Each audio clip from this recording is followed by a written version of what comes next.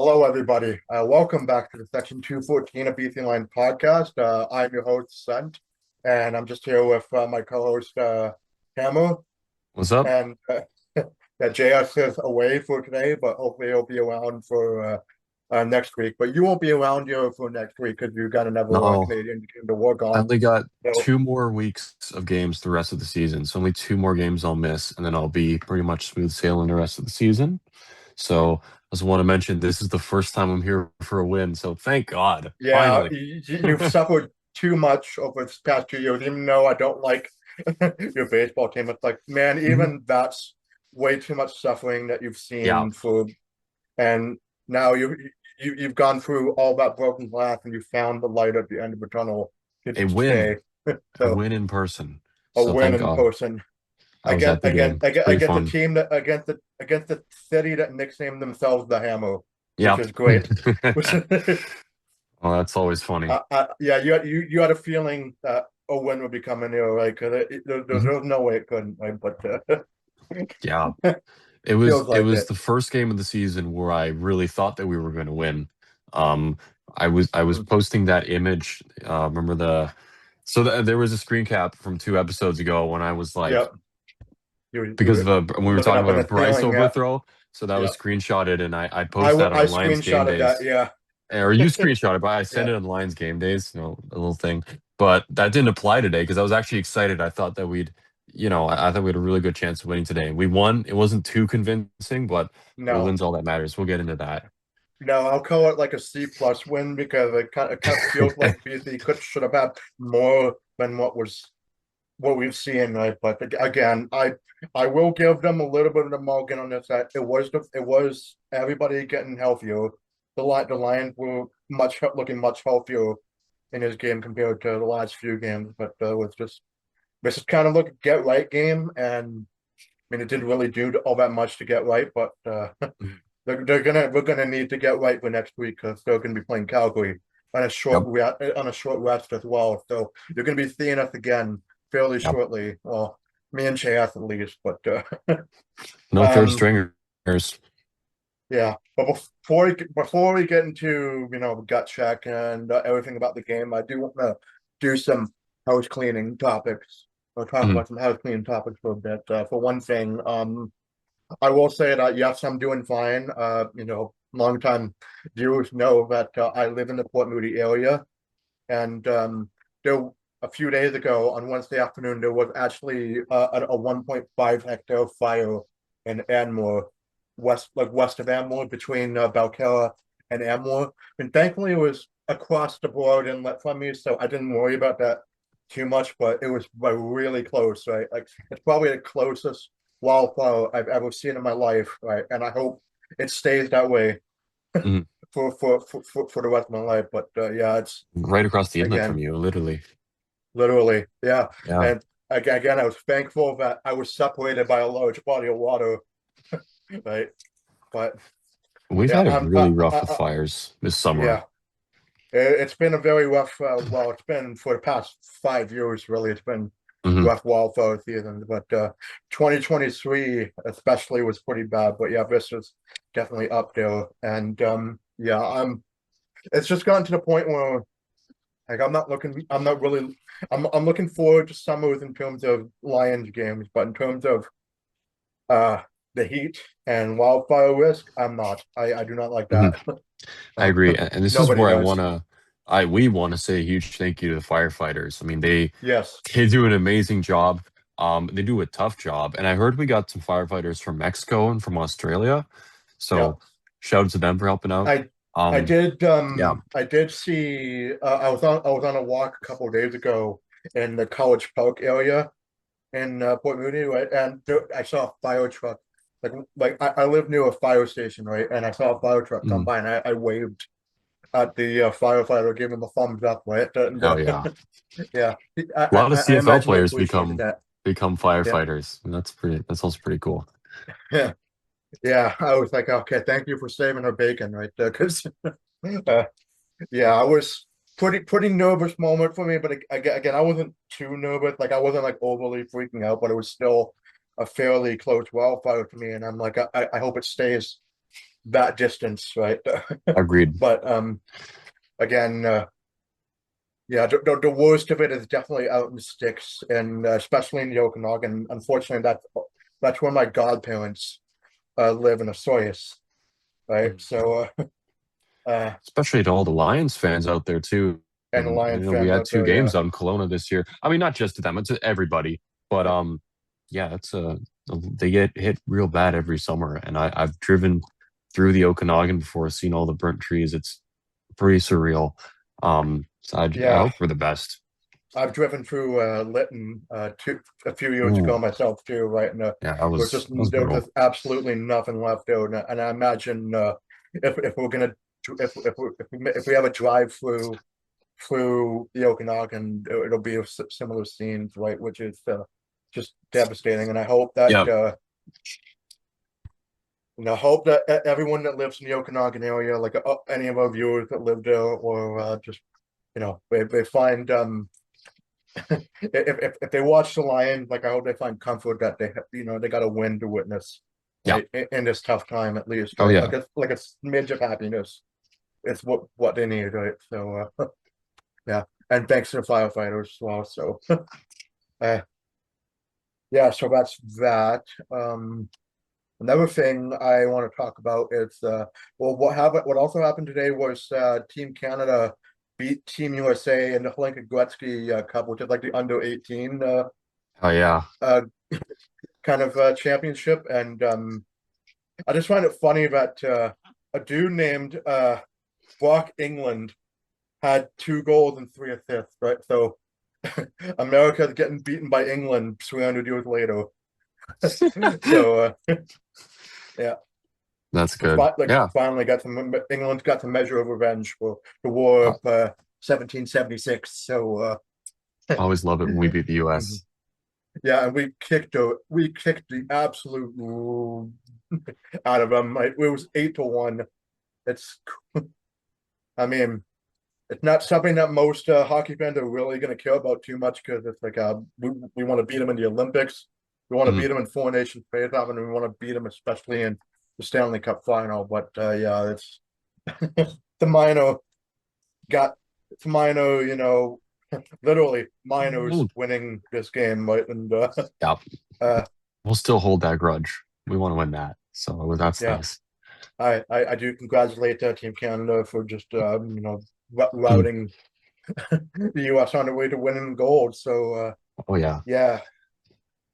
Uh okay. Oh yeah, and also yeah, another thing is that I did watch I had a bit of a milestone thing happen to me on Tuesday, where I got to watch my first MCU movie in theaters, because which is Oh, because I watched the Spider-Man a Brand New Day movie, and it was pretty good. So I picked the right movie to watch my first MCU movie, and with like people would be surprised to hear that, considering how ubiquitous the MCU had been over the past 15 years, right? And yeah, I avoided seeing all those movies in theaters because I thought that's not really for me. But I after watching through a bunch of the MCU movies with a friend of mine, now I was galvanized to actually watch an MCU movie in theaters for the first time, and I'm glad I went to this one. So yeah, that's cool. I'm not and a big movie guy. I've heard the no, me hype over that. neither. I reserve my time for sports mainly. Um, but Mhm. I think it's cool you're able to watch that. Yeah, you don't really go to too much concerts even, right? Like me, Rarely. Yeah, yeah, I've only gone to like three or four. I do listen to a lot of music. I just don't. I just spend all my money yeah, going to sports games and buying all the merch that's in the background. but So yeah, it's kind of my whole and thing. you work at a sports venue too, so I yeah, it's work at your a whole stadium. sports is just Yeah. your majority of your personality.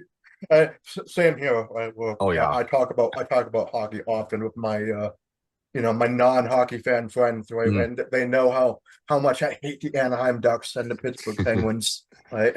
They I know. wouldn't have it any other way because I've met so many people through sports. I mean, basically, most of my friends I made through supporting a Yeah, team, the Lions, the Canucks.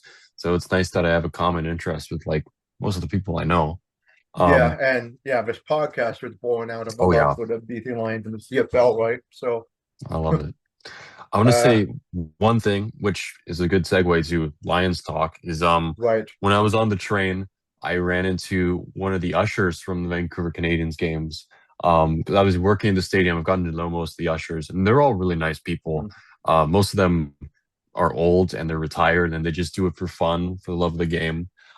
yep. So I was talking with Murray, that guy. We were talking on the train about the Lions because he was going to the game as well. And he casually just drops the fact. He's like, "Oh, I've been a season ticket holder since 1979." 1979. I'm like, holy Jesus, 47 years. I'd love to 47 see that. years. He deserves Yeah. his flowers. So many Lions I, fans have been here for a long, long time. So I have so much respect for them. yeah, you basically seen the whole gamut of Lions eras in terms of fan wearing the jerseys, right? Like Yeah. probably dating all the way back to the 60s even with Joe Yeah. Cap. And That's uh that's what I love about going to Lions games. You'll see yeah, the oldest jerseys. I saw Saglia jerseys today, a lot of them. Um, I saw Jennings jerseys. Jonathan Jennings, yeah, You will those, see yeah. jerseys I have from a every bobblehead of them era. up there. Yeah. Yeah, and Murray was telling me about players that not even my dad was telling me about. Like it's such a CFL's got such cool history. Yeah. Um, yeah, I could go on about that. So And it's that's funny because like the Lions though actually, technically they're the third youngest team in the CFL, right? Well, mhm, yeah, the Alouettes have been, they had a break in between 1988 and then they came back in 96, right? And then they've been here ever since. And then of course Ottawa football history is they've gone through three it teams, right? has. Like the 90s, I am so glad I didn't grow up in the 90s because in a sense, because like the 90s was such a precarious time for the CFL, right? Like we Mm, were wondering, is it going to be over? Like the American expansion team was like basically the last ditch effort for the CFL to get revenue, right? yeah. Baltimore, Baltimore, maybe that's also why I became an Orioles fan because I wanted to thank Baltimore for saving the league because because the Colt because before the Stallions, right, there was the Baltimore Colts, and then they up and left to Indianapolis, right?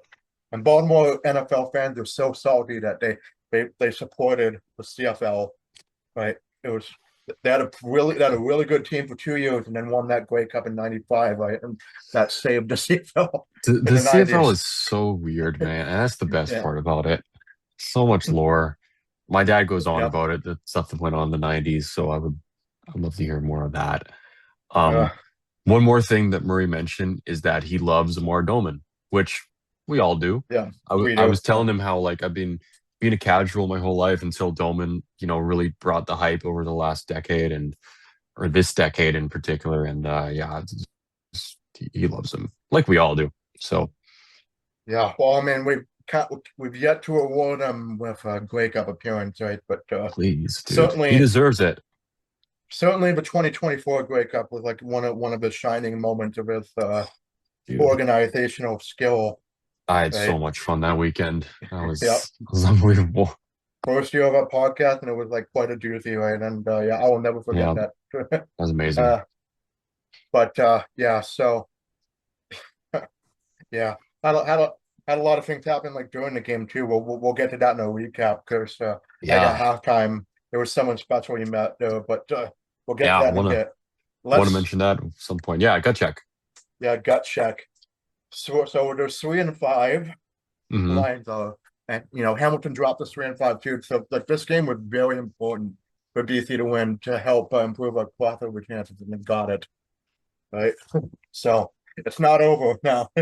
Like we were saying, we were on the precipice of saying it was over after the last Bryce loss, right? But they successfully pulled themselves off the ledge with these past two wins. They're still not out of it. I mean, like they have to like really they have to win a bunch of games. But these first two ones, like the Salter win and now this one, it's like okay, we're not out of it, right? Oh, it's Yeah. we're making steps. Today we play with a fully healthy offense. We did not play Mhm. too spectacularly. I mean, we were talking about this during halftime. I Yeah. mean, they didn't play that bad, that's the thing. I couldn't point to many things today that we played horribly at. I thought the O line was great. The D line was Yes, fine. We had a sack today. Um, that our receivers and our defensive backs. So were Hamilton's. They all had butterfingers. Like we were dropping except passes. for Javon Gatoy, who Yeah. incredibly right. No, it was nice to Just see him back. He got a good reception from the crowd. But yeah, I don't know. It was a very like just mediocre, kind of half forgettable game. Rourke was making some overthrows. He wasn't spectacular. Um, and it was a game that was closer than it should have been. We were playing against a third stringer who did not look out of place. yeah, Frost, who I admit I'd never heard of before this game, he looked fine. Um, and it was really just a tight game that probably we should have, if we had played at our best, we would have probably blown them out. Not blown them yeah, out. We won a bit more convincingly. So well, yeah, had Wood not been injured, I think this would have been a 2 touchdown plus win, right? But yeah, but on I the don't think flip it's side, had they been playing Trey Ford or Bully by Mitchell, like they would have oh won. You were talking God, about the well, underthrows. yeah, not Trey Ford. I think BC probably still would have beaten Hamilton if Trey Ford was a no, but You think so? yeah, but Mitchell, absolutely. I think we 100% would lose that Oh game yeah, because of like how he played the last time we played them, right? Like he destroyed us. he did. Yeah, Like I was at White Spot for that game, and I missed like the fourth quarter, and I looked at the score, and I'm going, "Oh my God, we're getting yeah. destroyed. I got to get home." I remember telling you, I'm like, oh, we don't want to look at the score. Like you Oh, said something like I better not come home to a blowout, and it sure was. um, yeah, and in the game, I also had like another one of those moments where I said I should have shut my mouth at this because like we were looking so good in that first drive, and then I said, "Yeah, this is looking like a 50 point. This is looking like a oh, 50 you point did. game." And Yeah, no, well, actually, it was a 50-point game just total, right?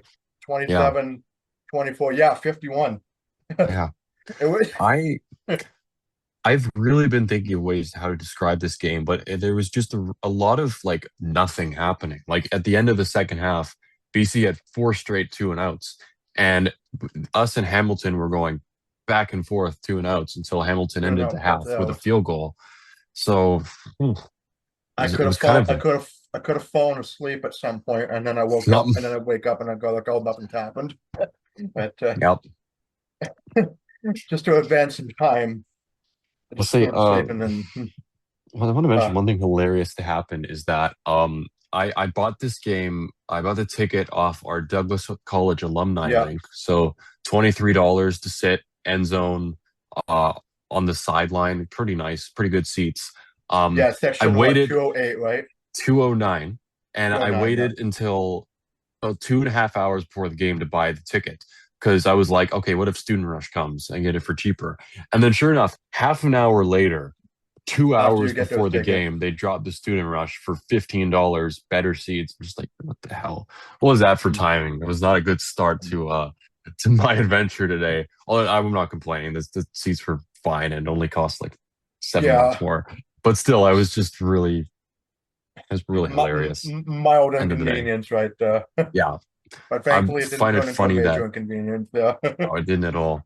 It wasn't like the last home game where I was like, do I even want to spend $15 to watch Chase Bryce?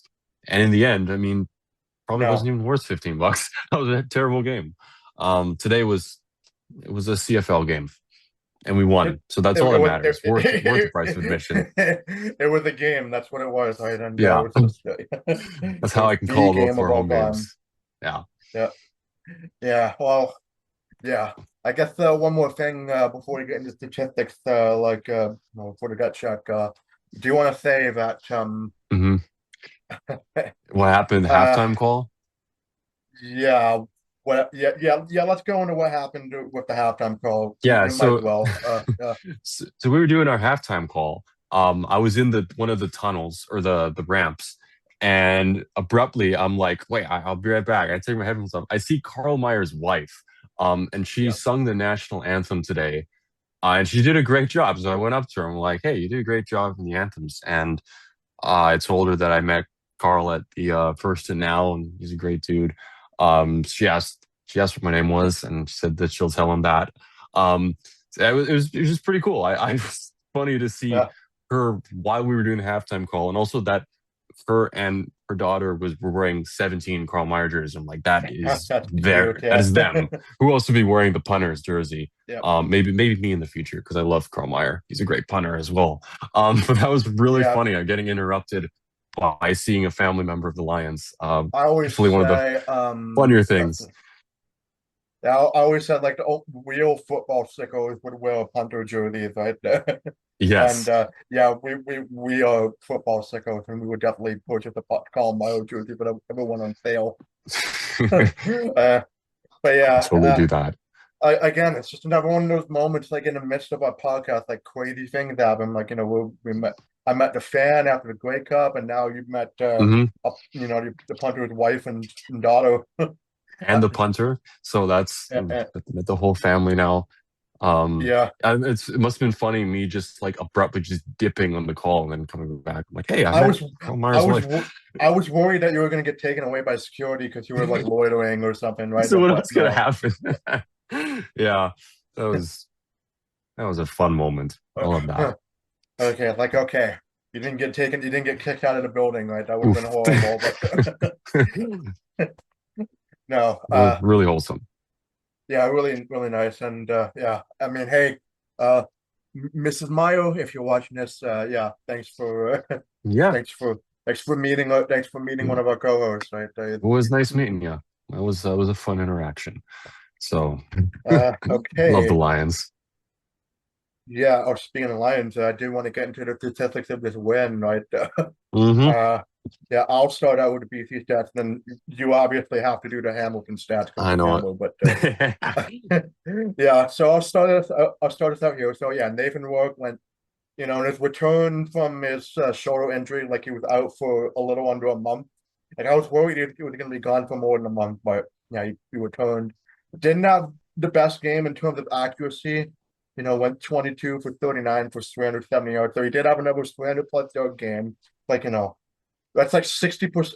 I saw it on TSN, 60% of Nathan Rourke's games had 300 plus passing yards, which is Mm. crazy, crazy good. That's even better than Doug Flutie 30 years ago. Wow. Right? But yeah, but in this game, like a lot of those yards were on one or two plays, right? It was just the rest of it, he was just highly inaccurate. And of course the receivers were dropping balls as well. That's the other half of the problem. But yeah, he Yeah. did That do one all that great. interception was a tip, but yeah, Yeah, it yeah, wasn't. yeah. There was also a bunch of tipped balls as well. Yeah. I was getting annoyed by that, but yeah. So he had the two touchdowns, and yes, the one interception where he had that tipped again and fell into the arms of defender. But yeah, 10 yards on average per throw. His longest was the 82-yard bomb that McInnes had on the flea flicker. We'll talk about that in a bit too. But Yes. and then yeah, zero. I put zero carries there because again, he's it's interesting how he hasn't had much to do with being a dual threat quarterback. I mean, he has had scrambling. He has scrambled around to find like an open receiver, but he hasn't had like an actual big carry that he does like in the past 2 years, right? Which is something I'm keeping track of, right? And Yeah. um, oh yeah, and speaking of carries, Butler also came back from injury today. He didn't really have like that much of an impactful game. He only had the 4 carries with 15 yards, and a 7 yard run was his longest, and he tacked on 2 catches on 4 targets for 17 yards, and his longest was 12. So yeah, he kind of Yeah. had a very ineffective I game. I was. mean, I said this in the halftime call, but his return would have been more hyped up if it wasn't for Horvath going off last week. last week, Um, and he didn't go nearly as off in this one. I mean, it's still got some pretty good carry totals, but it was like, mm, how can you like top what he did last week, right? oh boy, uh, you but yeah, can't. Horvath did have 16 carries. He had the lion's share of the carries, with 16 carries for 62 yards, one touchdown, four on average, and the 11-yard run was his longest, and he had the one catch on 2 targets, which was the touchdown catch for 7 yards, and then of course he had a tackle. I think it was on special teams, right? So, A or tackle, no, yes. Yeah, it was special teams, right? Yeah, so I had to put that there because he was doing it. He was like doing it all today, really, in a sense. And yeah, let's get to the receivers now. And yeah, McInnes. Well, McInnes was the top receiver of the game. But man, he had so many drops. He had 5 catches on 11 targets for 159 yards, one Mm, touchdown, 32 yards is his average, and his longest was the 82-yard bombing cut. So yeah, it was. Oh, it was the he'll be highest. better. No, Yeah, he was our best. yeah, he could have had a 200-yard game if Vaseline wasn't applied to his gloves or something, right? But I kept making note of that like all game. Like who on the Hamilton sideline have been putting Vaseline on the Lions receiver's gloves? Like you got to look out for him, right? Just Yeah. no cheating, Hamilton, please. um. So yeah. Anyways, yeah, Katoy was the only real consistent receiver on both teams. He had 7 catches on 7 targets for 109 yards, no touchdowns, 6 on average, and longest was 32. So Hmm. he came back from He's, injury and he's had more of a gallivanting effort in this one, right? I'm so happy he's Uh, back. yeah, he's been with us for 8 years now, which is crazy. It feels like just yesterday he was. Yeah, he's been in a team like 8 years, and like he literally got a start in the bad years in 2018 and 19. Right now, those are. Oh, I wouldn't wish those kind of seasons on anyone. But yeah, he had a pretty good game in this one. Jermaine Jackson went 3 for 5 for 29 yards, 14 on average, and his longest was 24. Hatcher was the most frustrating. Well, other than McKinnon, I'd say Hatcher was probably the most frustrating receiver. He only had the 2 catches on 6 targets for 28 yards, which is like so un-Hatcher like. It's not even funny. Mhm. Uh, Yeah, it really is. Yeah. I was surprised, right? His Yeah. longest catch was 14, and I think that was like the clutch second down. Actually, no, McKinnis had the clutch second down catch and laying the fourth, but uh, and then yeah, Croissant 2 catches and 4 targets also for 17 yards, and his longest was 13. So yeah, I was Katoy was like I'd say Katoy was like our MVP of the game, Yeah. really. Yeah. Um, and then for the defense, only had the 1 sack from Sankey, and I put a little Neo the Matrix gif because of how Sankey did his sack on Frost. Like Frost dodged him completely, like he came at him like a beeline straight towards Frost, and Frost dodged him, and I put like the Neo dodging bullets gif. Right, that's what it felt like. He had a That's what it clear looked like. path. Yeah, got him. Clean cut And stack. yeah, the defense also tacked on 1 interception from Deontay Williams, which was off the deflection. And no fumbles, no turnover on downs. McKenna with 7 tackles, Finley and Colden with 5. The rest of the team with less than 4. So yeah, solid defensive game once again. Like more of Mike Benavides than Mike Benavides defense, which is what I'm going to be calling Yeah. good defensive effort now. More bikes, less mics. Let's go. More bikes. Yeah. Oh yeah, there's a YouTube channel called Some More Bikes. I don't know. Something like I probably would Something know like because that. I'll wear my bicycle shirt at some point if he keeps that up. Right. Yeah. So yeah, more bike defense, less Mike. Uh, and then of course, yeah, special teams. Sean White went 2 for 3 for field goals, but the one miss he had was because of a blocked field goal from Mm, long distance. So I can't really fault him for that one. Uh, that was just on the line for not containing Hamilton special teams defense. And then yeah, 3 for 3 on extra points. The aforementioned Mario, who he met his wife in halftime, yep. went 7 punts, averaged 47 yards, and his longest was 60. So yeah, Great. I had consistently great punting game. Outside of the 1 punt where he had it was an illegal punt. That was Yeah. like I hate that. It um happens. It sucks. and speaking of things I hate, yeah, special teams returns. Shane Williams kick return stats: 12 return catches on special teams, 8 punt returns for 107 yards, and 4 kickoffs for 58 yards. And you're thinking, oh, 8 punt returns for 107 yards, that's great. No, it's not.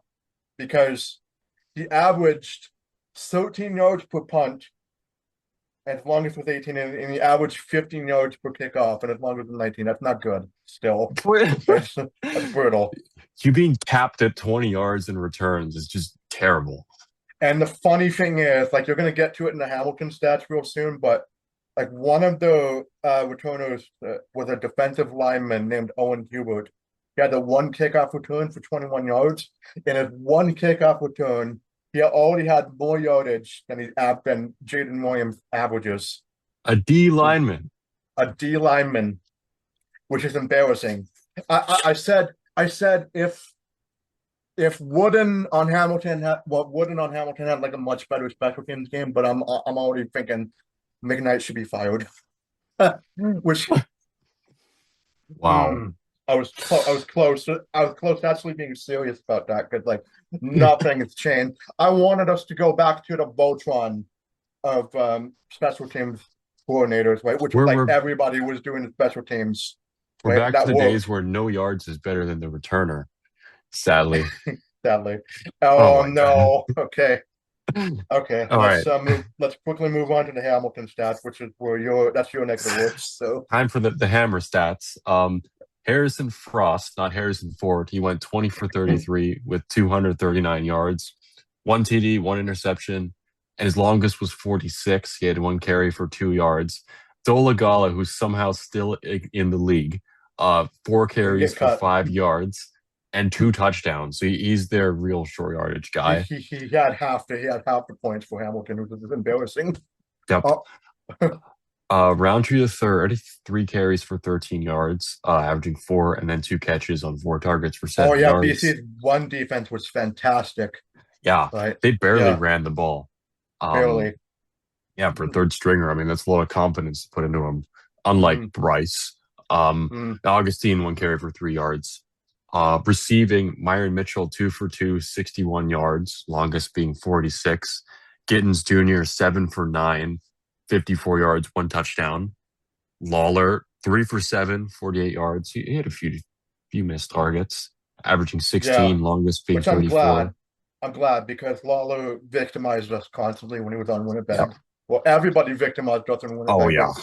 Like him and Oliver especially were like real anger-inducing receivers. Lawler in particular, yeah.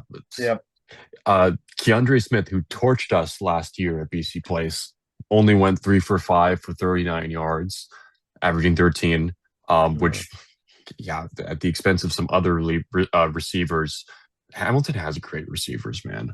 So he was limited a bit, and then Wheatfall, 3 for 6 for 30 yards. Yeah, another guy on Winnipeg formerly who victimized us sometimes too. I just yeah, like half of Hamilton's receiving core is from Winnipeg, which that's a good core then. On defense, they had no sacks, but 1 interception from Peters, which was a tipped interception, and a few dropped interceptions. No fumbles, no turnover on downs, and Stubblefield, Bynum, and Hill had 6 tackles, and the rest had less than 4. Leggio was 1 for 2 on field goals. The one miss was obviously the one at the end of the game to secure the win. End. Yeah. And then 3 for 3 on extra points. The end of game one was 57 yards, so a tough one. Then McCarthy on punting, 9 punts, averaging 51 yards, longest being 63, which is good. On kick returns, Wooden the senior, 10 return catches on special teams, 6 punt returns for 115 yards. Already better. 4 kickoff returns for 90, also better. Averaging 19 per punt, longest 42, and averaging 23 per kickoff, longest 30, which is some production I wish we could have had. I wish we could have had that. Just and then, every time. The D lineman, Owen Hubert, 1 kickoff return for 21 yards. Hey, maybe want to put Matthew Betts on kickoff returns. I don't know. Would he do better than Horvath? Actually, I would love to put Horvath in there. He even had a tackle on special teams. So, boy, whatever we can do now. Yeah. penalties, there really wasn't that many this game. Hamilton, 3 penalties, 25 yards. BC, 5 penalties, 36. Um, and then again, BC won the time of possession battle, but they won the game. They had 33 minutes, 39 seconds to Hamilton's 26 minutes, 21 seconds. So, Yeah, it was like a yeah. whole 7 minute difference, over 7 minute difference for BC, and it was a close win. That just goes to show you like how much um well, it was a bunch of 2-and-outs, but I think in the second half that was when there was more often there was this sustained drive. That's what Yeah, really helped BC out in the second half, right? Because the sure sustained thing. drive helped, including the eventual game-winning field goal. But yeah, that's what I noticed at least. So yeah, so yeah, we'll get into the recap in a bit, but for now, we're going to take a short break, and we'll come Hmm. back, and we'll go through most of the game. I think there's going to be another time where I'm probably going to like skip through some of the second quarter, but I will recap some notable moments that I noticed from the game broadcast that you didn't get to see. So Yep, um, will be fun. okay, so we will see you on the other side. Okay, we are back, and let's talk about the win that was today that you were in person for. So, Yes, let's go. so yeah, first quarter. I mean, I didn't have too many. It's funny, I didn't have too many pregame notes because there wasn't a pregame show. It was just highlight packages or top Um, 10 list, right, on GSN. So I just went like straight into the game, really. Right, it was. Uh, but there was a couple of things that I thought was, yeah, Lions are heavy favorites in this game, thanks to Walker returning from injury. Like I thought we were going to win this game too, but didn't think it was going to be this close. But and then yeah, Harrison Frost is the third stringer. So yeah, we were gonna like live by the third stringer and die by it, and thankfully we did not die by it today. But that made sweet straight BC Lions games involving third stringer quarterback. I don't think we're ever gonna see that happen again. Right? yeah, Or actually no, backup quarterbacks like, but in terms of third stringers, it'd be like two straight times. Right? uh for our case, I hope it never happens again. But Salter was yeah. pretty good, so can't Salter was complain good in about his that. last game, and then yeah, we had Drew Brown and then Algorithma experience for the Bombers, and but yeah, in this game it was Harrison Frost, and I'm gonna try to catch myself. I'm gonna try not to say Harrison Ford because the commentary, like Glenn Suter, was doing his damnedest not to say Harrison Ford Yep. multiple times. So I'm gonna try and do the same courtesy. So um yeah, and then. So yeah, opening kickoff. Interestingly, Mayo squib kicks to the lineman. So that was Hubert who caught Yeah. that, and he returned the kickoff to the 52. And I'm going, oh my god, already the special teams coverage is bad. And it was um Frost nearly gets picked up by TJ Lee on second and six, the fourth 2-and-out punt. So that was a good start. And then yeah, Williams returned to the 30, but then yeah, there's the Williams special, a different Williams, because there was a no yards penalty that pushed him up to 34. Best return of the Um, game. oh my God. We're just going through I cannot believe I didn't realize that until I went through this. Yeah. This is why I write down all the notes and I go through like I just, oh my God, I should have made that joke. Yeah. Uh, No yards, the best returner the on our best team. the best returner on a Williams special teams returner, but anyways, yeah, Rook gets sacked on second down, but because it was a free play, it was an offside called on Hamilton to get them to 2nd and 1, and then there's a short yardage team conversion. Horvath. Horvath actually had like the best short yardage conversion. He ran it for 12 yards, roughly.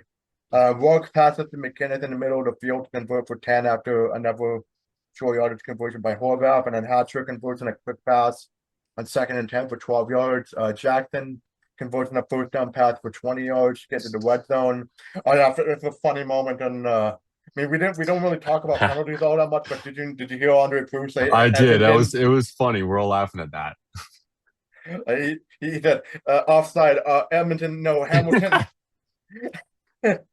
uh, It happens to I the best of was. us sometimes, It right? But does.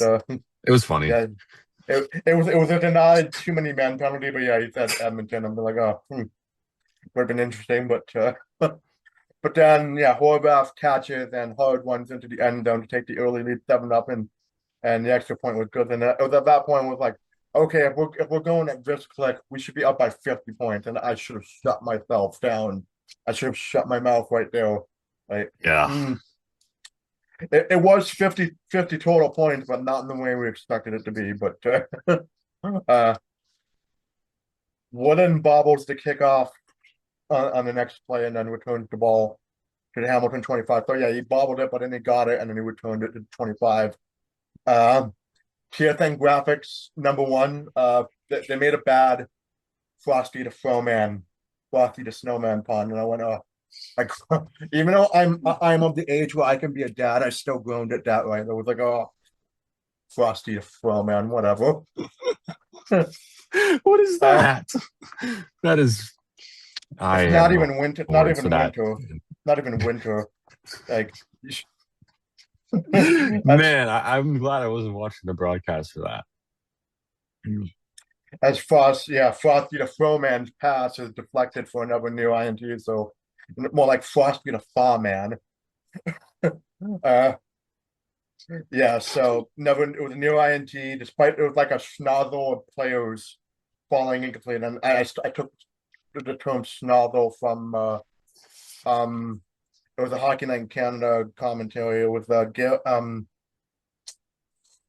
oh shoot, yeah, he was saying schnozzle all the time. It was oh man, I can't remember his name, but anyways, yeah, I'm sure it'll come to me. Yeah, so falling incomplete, and then after another 2-and-out punt, which Williams returned for the 43. But then there was like back-to-back incompletion, including a deflected pass on second down for a 2-and-out punt.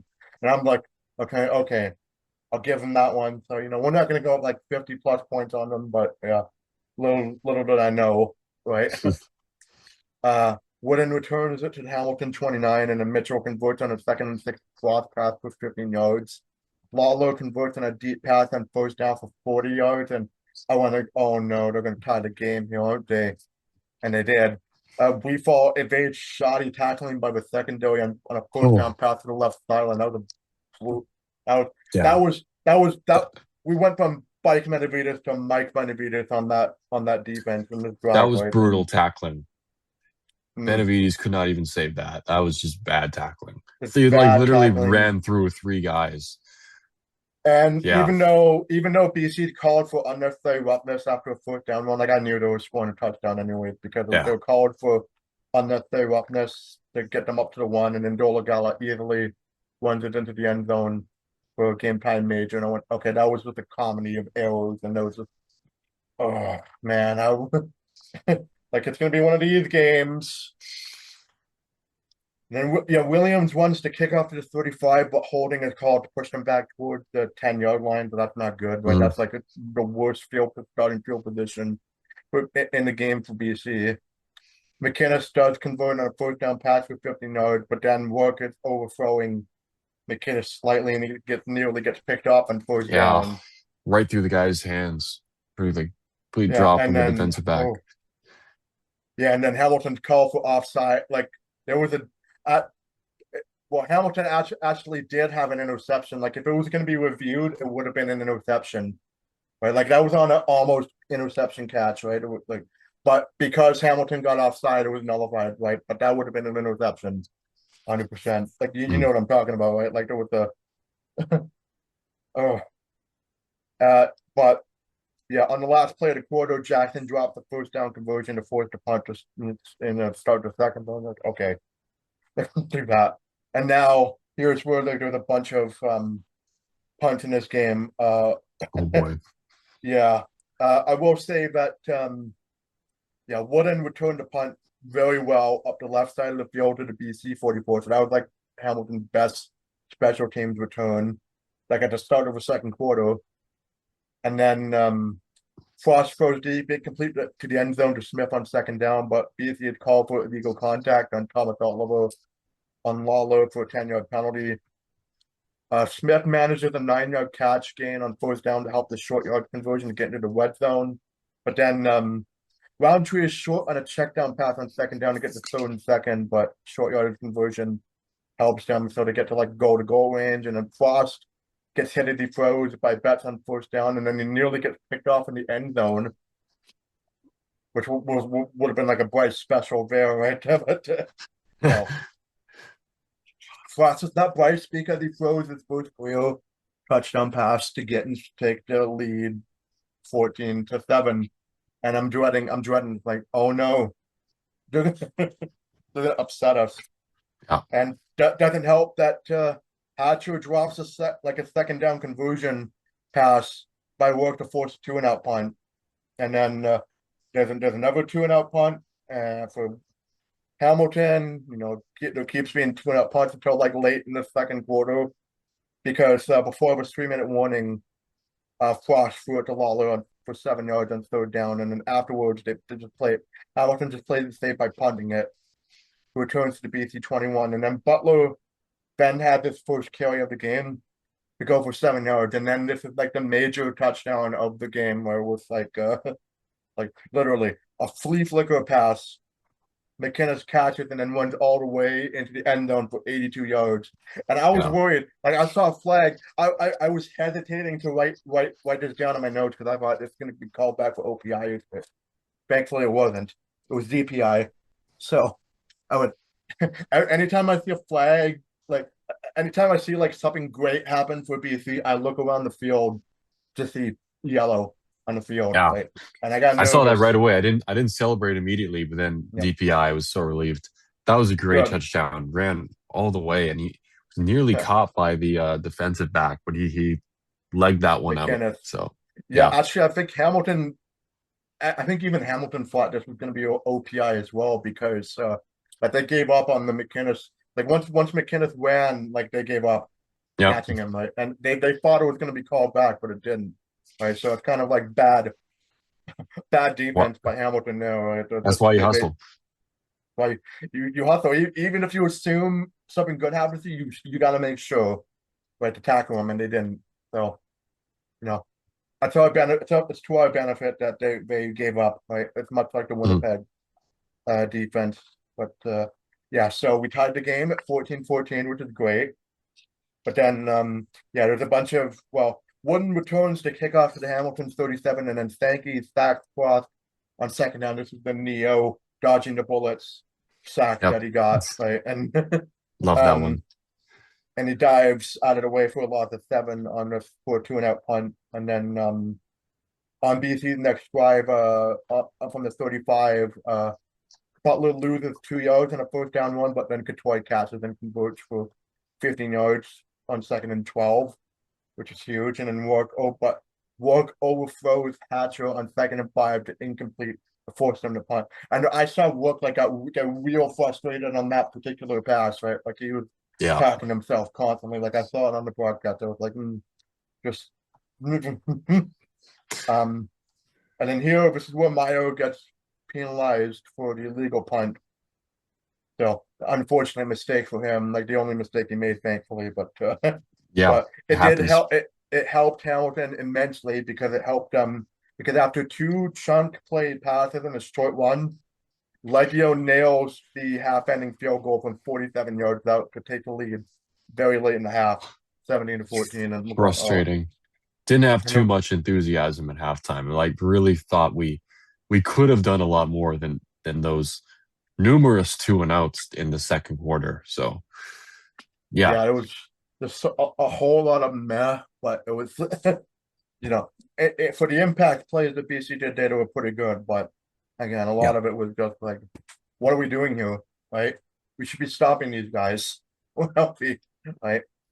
And just, but so we're coming out of that first half. Like I'm definitely a lot more confident BC would win, but I was still like, this is Hamilton we're talking about. Like we have had our fair share of tight games with them, and this was no different, right?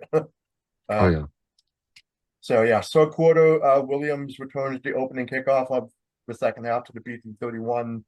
Then Butler manages only 5 yards on a check down pass for, stop me if you heard it before, 2-and-out punt. which is like, Oh man. and yeah, basically more two and outs here. Back to back incompletions by Frost. Oh yeah, TSN says BC has trailed at the half for 6 out of 8 games this year. Right, so and that's what I saw. That's what I saw in the little ticker there, little graphics, right? And I'm like, great time to throw that up, guys, to really like rub the salt in my wounds this season. Uh, but yeah, Williams barely dents the return to the BT20 for like barely like 1 yard punt return with it. Rourke finds McInnes in the flat after scrambling out on fourth down to convert for 20. That was a good pass. Like I thought that was going to go nowhere, and then he just basically finds McInnes like wide open in the flat, and then boom, right? um, and then another TSN thing that they threw up was basically BC is winless when trailing at the half, so now they finally got a win this Oh year when they're wow. trailing at the half. So that was a comeback win technically for them, right? um, so yeah, that's nice. Yeah, Rourke throws a quick strike to Butler on second down for yards for a conversion. Troy muscles his way for the first down on a 2nd and 10 catch. That was a great catch and run by him. Like I miss his physicality. Can you tell? Yeah. um, and then yeah, after like a Hamilton injury, oh yeah, Horvath inched closer to the stick than second down, and then there was an injury timeout for Hamilton, and you didn't see it, but on the replay, like in the broadcast, I saw 48. He was like standing around, and he just like drops like he had a sudden heart attack or something, right? Oh Just my God. he did total sell job to get an Soccer injury player. timeout. It's like oh no, my soul left my body. uh, I sold that right, and yeah, Glenn Suter also made note of that. He was like, of course, This guy.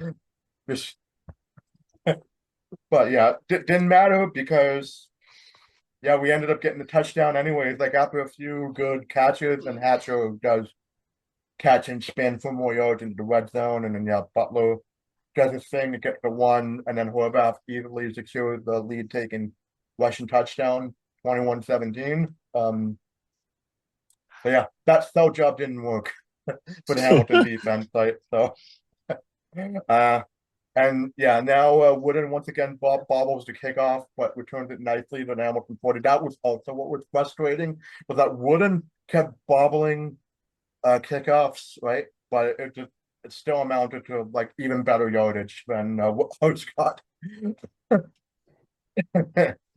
um, yeah, and then yeah, they said that Horvath was leading the league in touchdowns for non-quarterbacks at 10, which is always also good to see.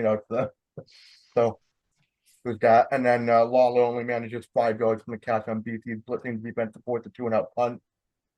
And yeah, oh, yeah, in the middle of the what like Fire and Logie was interviewing Neil McAvoy, who was like a VP of football operations, and they Oh said yeah. he's been VP of football operations for 30 years, and I go, damn, that's as long as I've been alive.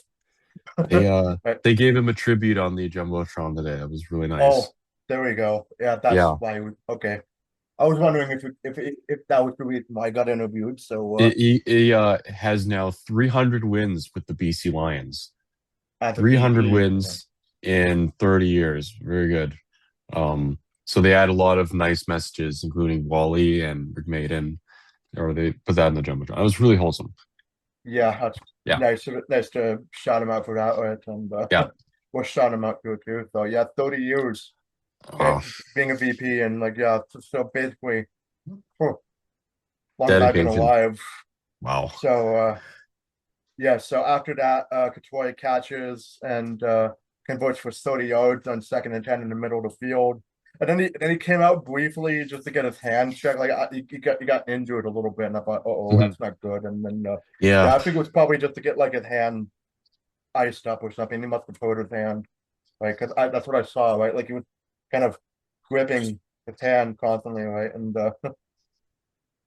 uh, um, so yeah, after that little injury, Rourke had the second down pass deflected and nearly INT'd to have White's field goal attempted, blocked later on, and recovered at midfield. And that was when I was going.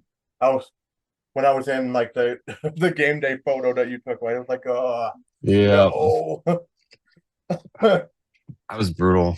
And that was a But clear block. It was the special you teams know, was completely run over by Hamilton there.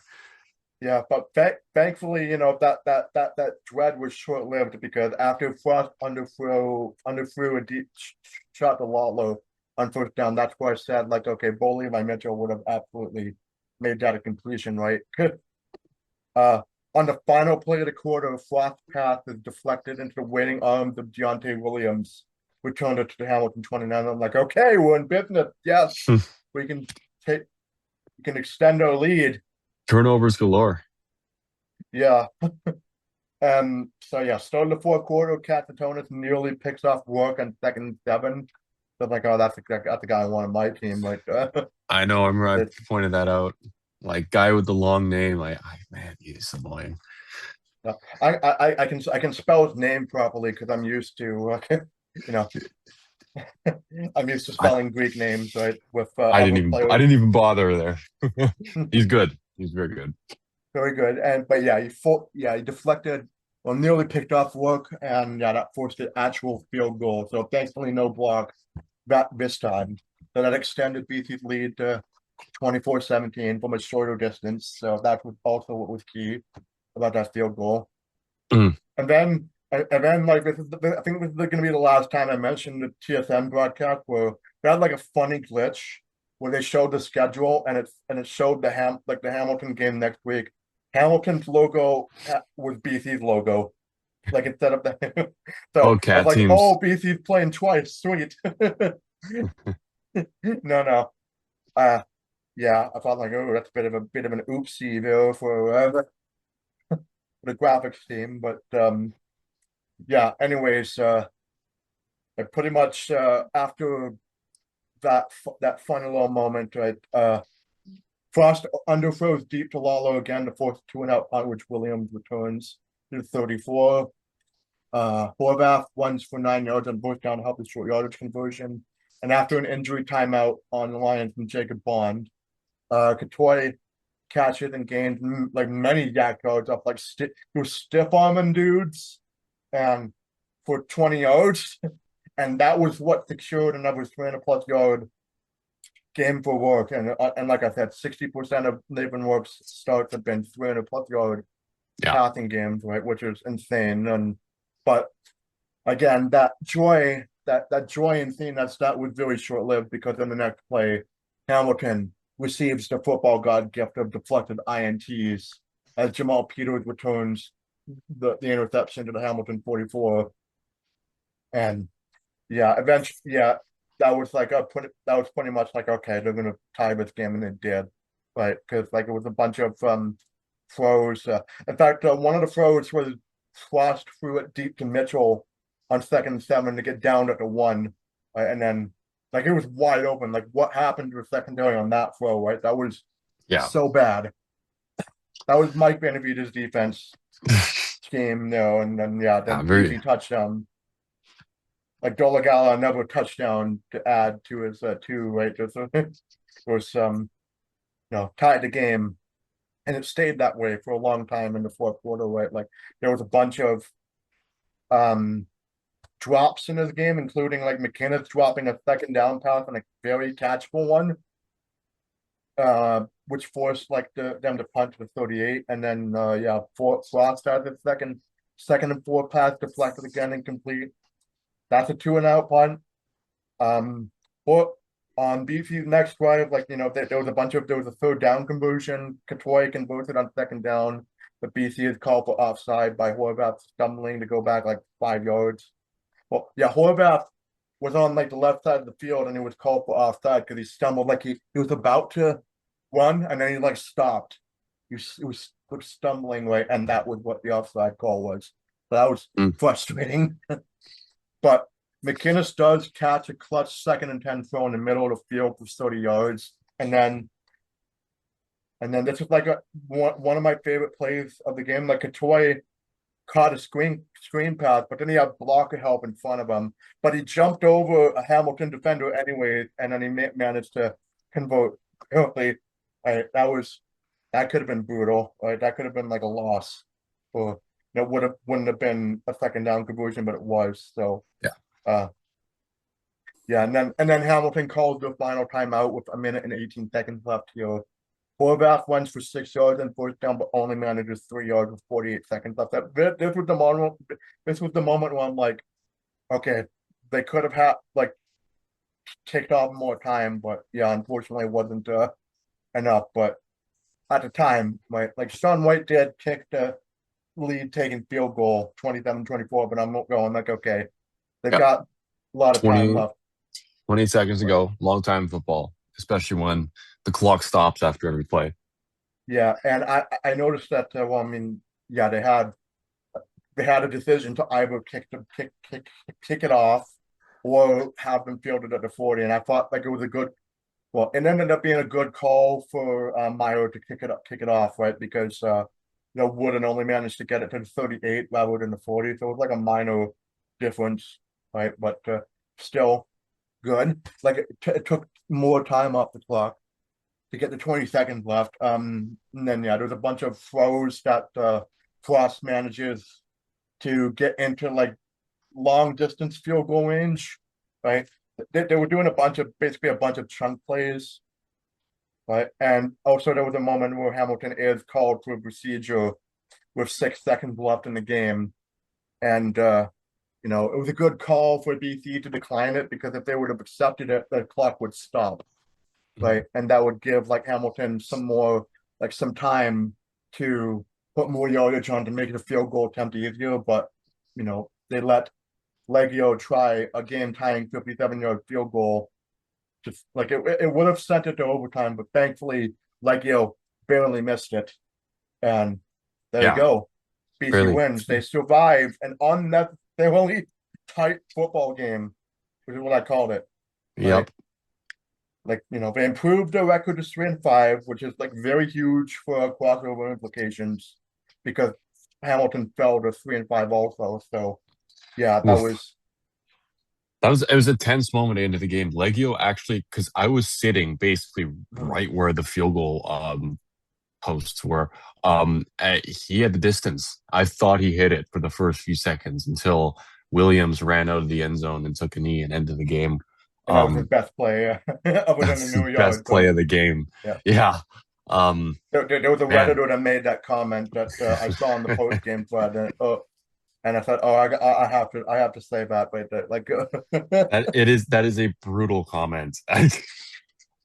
yeah, Yeah. Talon Racer, you get the comment of the day today on the show. So, Yeah, usually I'd be saying, "Oh, that's too negative," but I mean, we're always like that to the punt returner, and it's yeah, true. So, uh, yeah, it's just nice to know that other Lions fans are also noticing the special team struggles as much as we are, right? yeah. Uh, Anyways, win's a win. I'm glad they won that. wins It's a game win. they should have Yeah, won. Like if they had lost that game, I would have been saying they should have won that game. So it's important that they won it, and especially moving forward. I mean, 2 wins in a row is huge for momentum. I wouldn't say they're really. I, I wouldn't say they built much momentum with this game. Obviously, 2 wins is huge, but the offense does need to play better next game. Um, yeah, there's a lot especially to since be improved. Calgary. Yeah, Oof. Calgary lost right a tight game themselves last time too, right? So yeah, they'll be Calgary looking. they've been a very weird team this year. They have scored, Yeah, they've dropped 50 multiple times. They've scored 40 also a few times. They've also given up a lot of points, which has resulted in their losses. So that game can really go anywhere. Um, yeah, yeah, I agree. I depends how they're, we're they're, playing on the day. they're an Alberta version of us, really. Yeah, Right. I Say see it. even with their star quarterback like Vernon Adams, like he well he threw his first couple interceptions of the season in his last game, right?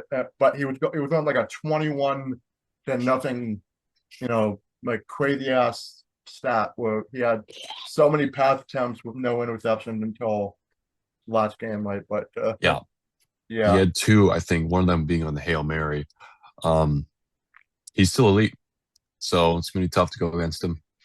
Oh, and we're And going to they be going on the road for this one too, right? So will be. not only well, Calgary want to uh to forget about losing to Toronto and beat us, but they also want to keep beating us, right? Because remember uh they beat us last time in touchdown Kelowna, so Hmm. they want to keep us down Yep.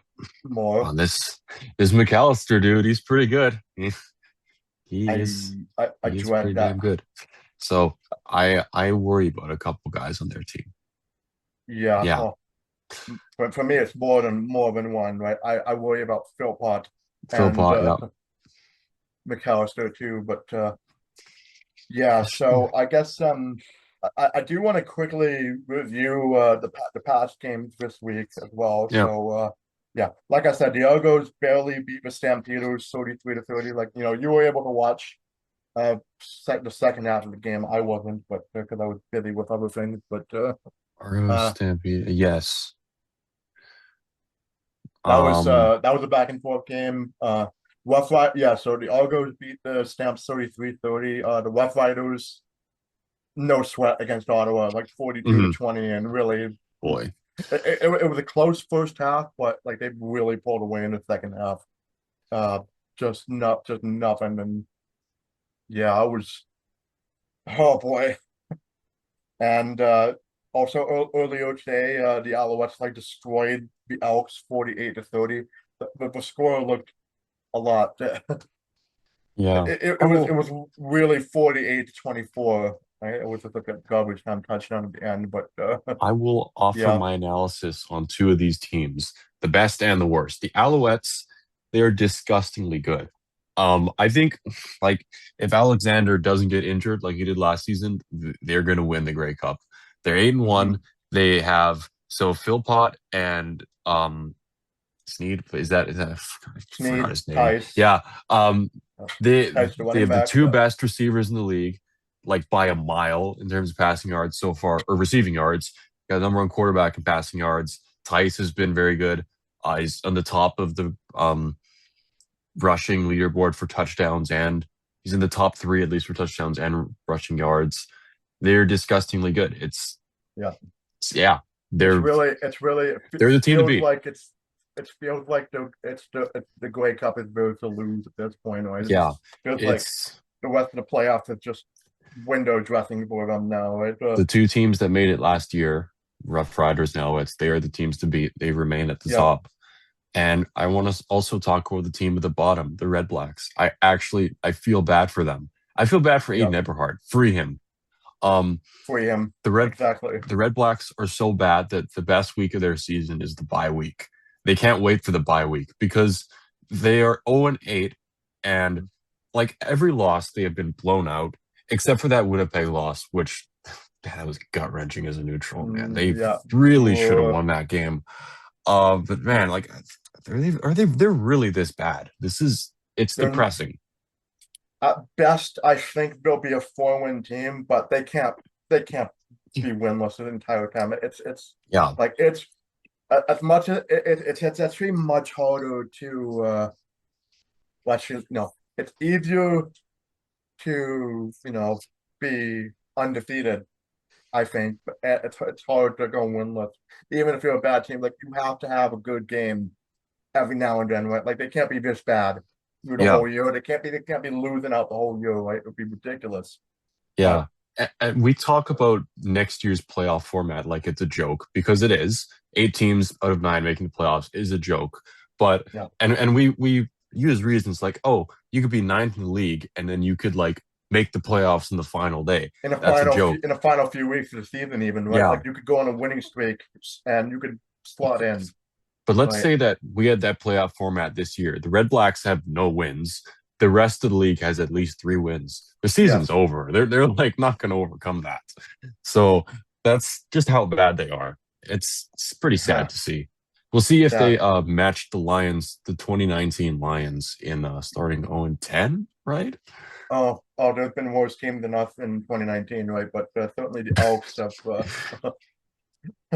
and Yeah.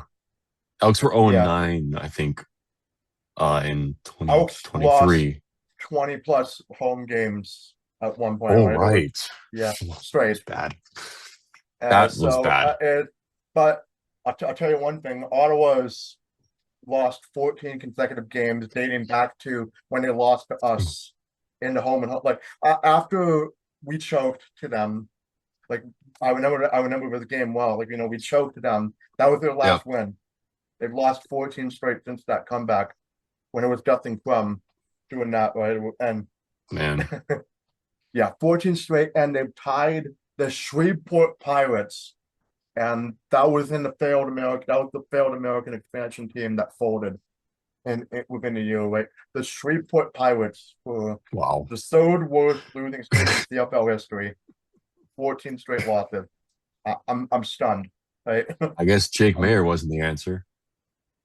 No, he's never the answer. I mean, unless he got like a free Grey Cup ring because he started one game last year Oh, yeah, as a right. member of the Riders, right? So, anyways, but yeah, we'll just talk about what's going to go on for next week and then briefly preview our next game. So, yeah, like I said, short. It's going to be a short week for us. The Lions are going to be playing the Stampeders on Thursday, so Mhm. another short turnaround. Yeah, like another one of those. We get the last game of the week, and then it turns into the first game of the week. So with that, That's so we never fun. Never no, fun for the team, fun for the viewer. But yeah, never fun if you're trying to heal from injury. That's not what you want to see, right? But yeah. uh, so yeah, we play the Stampeders on the road. So that's Thursday the 13th at 6 p.m. I believe that's also the Dairy Queen Miracle Treat Day. So Hmm. I might miss a little bit of the game if I'm deciding to go to Dairy Queen Yeah. like late, but I'll probably go a little earlier. But we'll, If anyways, I have the time, I'll head there. I always love doing that. We all three of us have our reasons for supporting them on Miracle Tree Day. So yes, supporting BC Children's Hospital, especially like because they saved my yeah, life. So it's saved my life too. So we're both grateful for them. yeah, so yeah, there's that. So yeah, hopefully I'll be able to watch all of that game at least.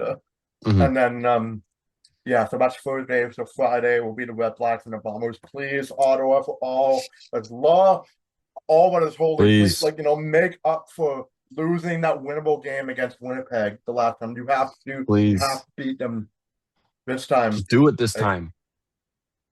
I don't know if Caleros is going to be back for his game. I'm not sure if he'll take him like maybe another week. But again, Winnipeg is a very, very beatable team this year. You have to Yeah. do it, please. I I will yeah, I'll wear a Sens hat if they beat the Blue Bombers. How about that? Like no matter what Those, yeah. uh Oh yeah. that's yeah, the game after, right? Like I'll wear a Sens hat if they beat the Bombers, right? For the week after's episode. So yeah, that's Friday, and then yeah, there's two Saturday games will be Argos and Elks. Oh yeah, I will say I do think for the Lions game, I